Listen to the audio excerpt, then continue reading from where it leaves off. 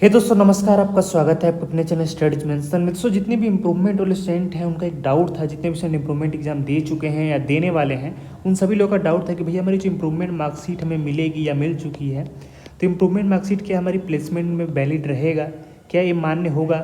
इसी को लेकर इस वीडियो में दोस्तों बात करेंगे। तो काफ़ी इंपॉर्टेंट वीडियो रहेगी, पूरी वीडियो देखिए रहे तो सब्सक्राइब जरूर कर लें।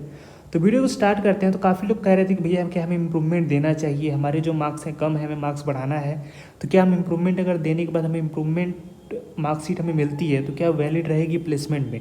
इसी को लेकर आपको सबसे पहले तो बता दूं, देखो अगर आपके मान लो कि 75% से जो है मार्क्स कम है, ठीक है, तो अगर आपके 75% से मार्क्स कम है तो पहली बात तो है कि आपके 75% से कम है तो आपको कहीं भी एडमिशन आपका नहीं हो पाएगा, चाहे आईआईटी हो चाहे एनआईटी हो, कहीं भी आपका एडमिशन नहीं हो पाएगा, ठीक है। तो पहली बात तो आप इन कॉलेज में जा ही नहीं पाओगे। उसके बाद प्लेसमेंट की बात तो बात की बात है, ठीक है।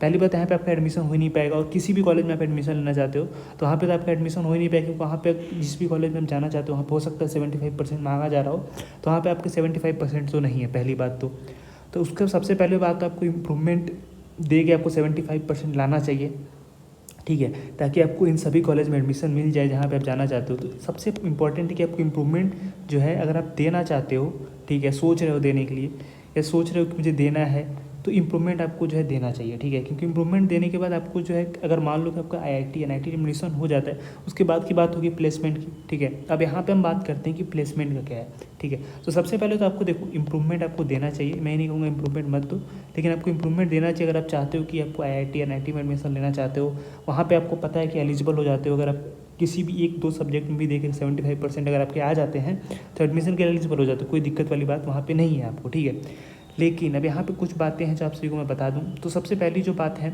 जो आपको प्लेसमेंट में देखी जाती है, तो सबसे पहली बात तो प्लेसमेंट में आपसे ये नहीं कहा जाएगा कि काफ़ी सारी जो कंपनीज होती हैं वो ये नहीं कहती कि आपको 75% चाहिए उनको क्लास 12th में या किसी भी क्लास 10th में, ठीक है। उनका कहना है कि आपको 60% चाहिए। जो ज़्यादातर कंपनी है वो 60% आपको मांगती हैं कि आपके 10th 12th, ठीक है, और ग्रेजुएशन में 60% होना चाहिए। इन सभी बातों पे आपको ध्यान रखना है। अगर आपका 12th में मान लो कि 12th आपका गड़बड़ हो चुका है, ठीक है, ग्रेजुएशन कर रहे हो, इंप्रूवमेंट देने के बाद आपके 75% मार्क्स भी आ चुके हैं और किसी अच्छे कॉलेज से कर रहे हो तो कोई दिक्कत वाली बात नहीं, वहाँ पे आप कोशिश करिए कि आपकी ग्रेजुएशन में जो है अच्छे परसेंटेज बने। तो इस बात पे आपको ध्यान देना है। जो आगे बीत चुका है उस पर ध्यान नहीं देना है, जो आगे आने वाला है उस पर ध्यान देना है आपको, ठीक है। तीन बीती हुई बातों पर आपको ध्यान नहीं देना है कि मेरे जो 10th में या 12th में मार्क्स कम हो गए, तो उन बातों पे नहीं। अब आपको ग्रेजुएशन पे अपना ध्यान देना है कि ग्रेजुएशन में मुझे अच्छे मार्क्स लेके आने हैं, ठीक है, जो पहले की।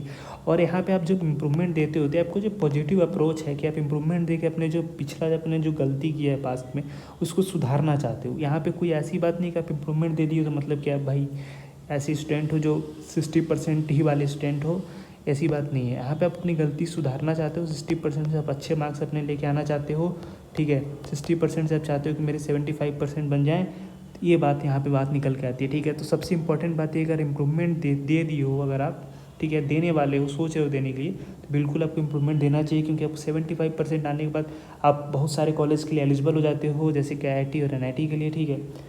अब यहाँ पे दोस्तों ये सारी बातें आपको मैं यहाँ पे बता दिया। अब यहाँ पे सबसे इंपॉर्टेंट बात कि क्या इम्प्रूवमेंट जो मार्कशीट होती है वैलिड होती है।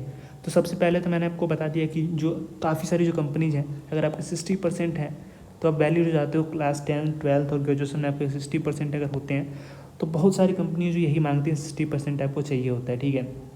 लेकिन मान लो कि पहली बात तो 75% आपका जो है आईआईटी एनआईटी में एडमिशन लेना चाहते हो, सिर्फ 60% से तो होगा नहीं। यहाँ पे तो आपको 75% चाहिए। तो यहाँ पे तो आपको इंप्रूवमेंट दे के पहले तो एडमिशन आपको लेना ज़रूरी है, ठीक है, उसके बाद तो प्लेसमेंट की बात आएगी ना।